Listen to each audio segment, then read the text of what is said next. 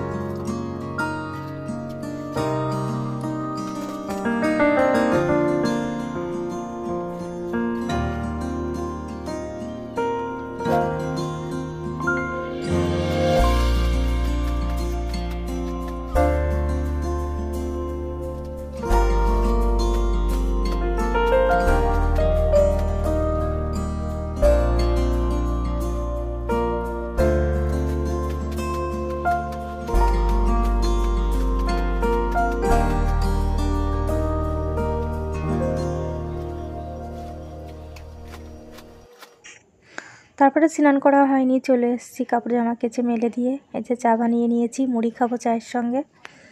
খাওয়া দাওয়া শেষে বাবানকে আজকে সকালে পড়াচ্ছে আর কি, 8:30 থেকে। বাবানকে টিউশনে দিয়ে চলে এসেছি। এসে দেখো বাজারে গিয়েছিল, চাল নিয়ে এসছে, মাছও নিয়ে এসছে। চালটাকে আমি চালের জায়গায় বন্ধুরা তুলে রেখে দেবো, আর বাবানের ছুটি হবে 10:30টায়।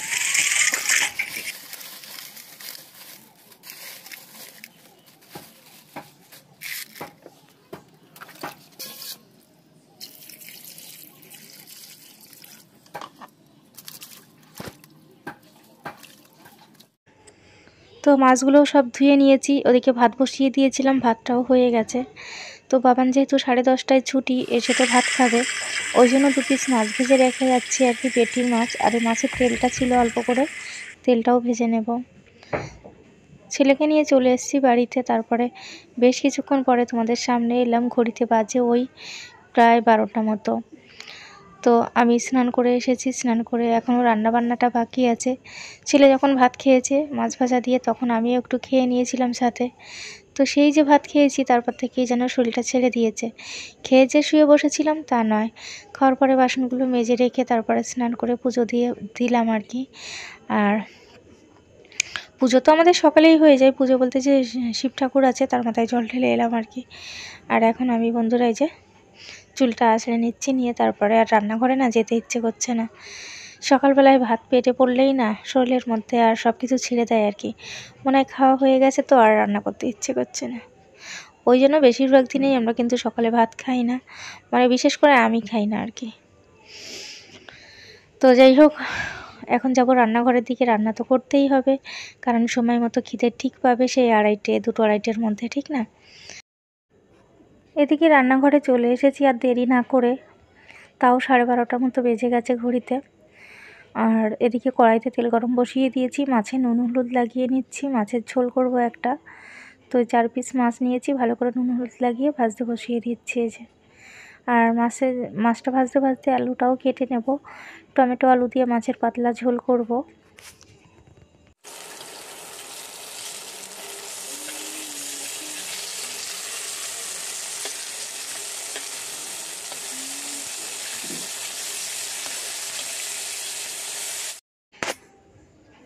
আর টমেটো আলু দিয়ে মাছের এই পাতলা ঝোলটা খেতে কিন্তু বেশ ভালো হয়।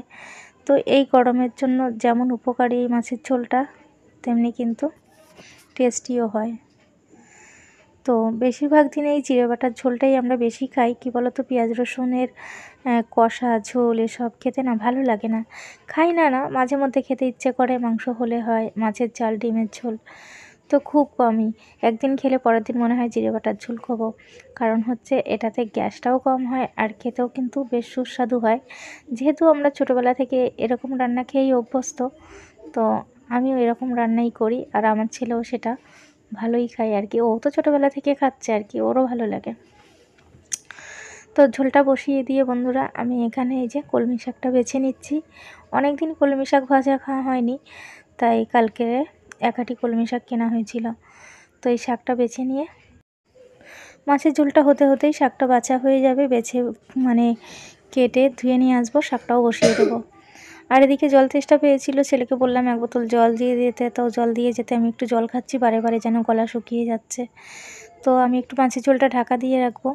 মাছটা দিয়ে ফোড়ন দিয়ে দিয়েছি, জিরে তেজপাতা, কিছুটা জিরে ভেজে তুলে রেখেছি, ওটা বেটে রাখবো, নামানোর সময় দিয়ে দেবো। আর এখন মাছের ঝোলটা একটু ঢেকে দিয়ে আর কি আমি শাকটা কেটে নেব।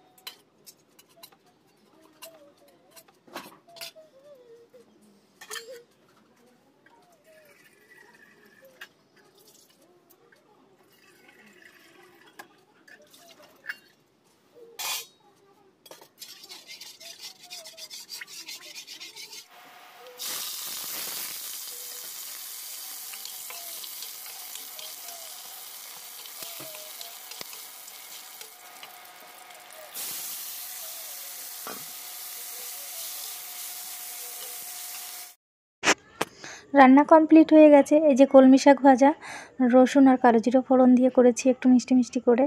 আর এই হচ্ছে টমেটো আলু দিয়ে রুই মাছের ঝোল, যেটা খেতে ভীষণই টেস্টি হয় আর কি, আর খুব ভালো হয়েছিল। রান্নাবান্নাগুলো নিয়ে ও ঘরে রেখে আসবো, তারপরে রান্নার বাসনটা মাজবো, তারপরে ইন্ডাকশানটা একটু ঠান্ডা হতে ইন্ডাকশানটা মুছে নেব। তো বন্ধুরা, সবাই সঙ্গে থেকো, স্কিপ করো না, দেখতে থাকো।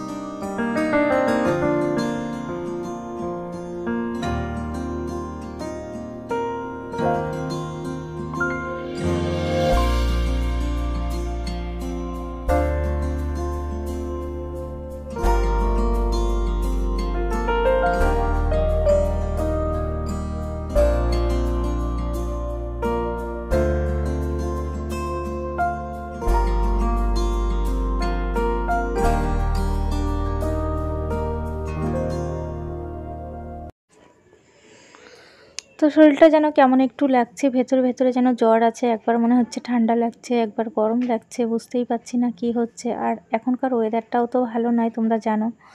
রাতের দিকে বেশ একটু সেই 1টা-1:30টার দিকে বেশ একটু ঠান্ডা হয়, আবার সারাদিনে কতটা গরম।